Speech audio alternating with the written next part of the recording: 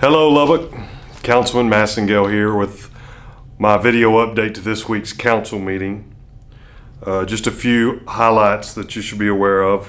One is we took action on an infrastructure ordinance as it relates to construction in the alley.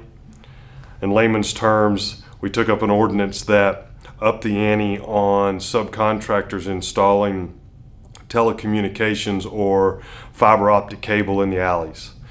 As all of you are aware of, there's been many incidents of gas line breakage, water line breakage, and other issues with these installations.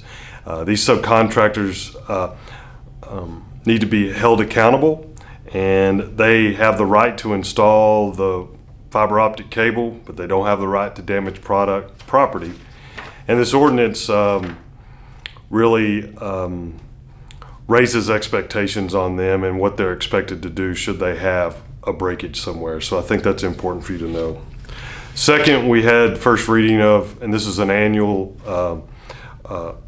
ordinance that we look at, and that's the curfew ordinance. If you followed us a couple of weeks ago, the council took up an item that Ms. Joy proposed of some additional funding to help police with the curfew.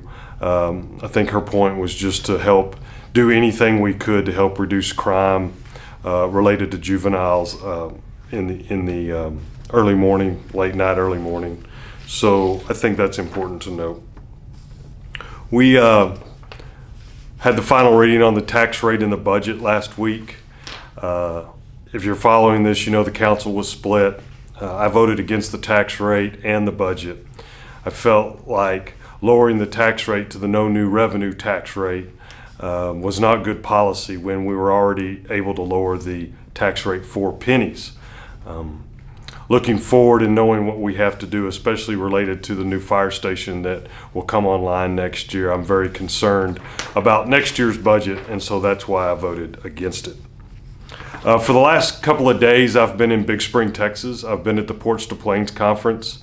That's the conference related to the extension of I-27.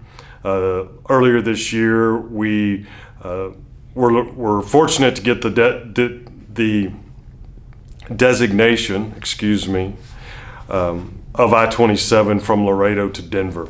That was a big box to check on our efforts for this. And so this group this weekend, this week was very productive.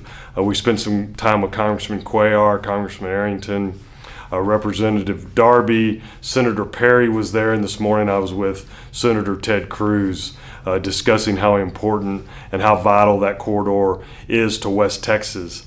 You know, it's interesting, I don't know of another movement right now where a whole region, and I'm not just talking Texas, I'm talking about the region of the country that touches this corridor from Canada to Mexico comes together for a single purpose. And I particularly enjoy it because it's not all about any one city or any one area. Everyone's working together. They've locked arms to make sure we can extend I-27 for the benefit of the food, fuel, and fiber that comes from our area.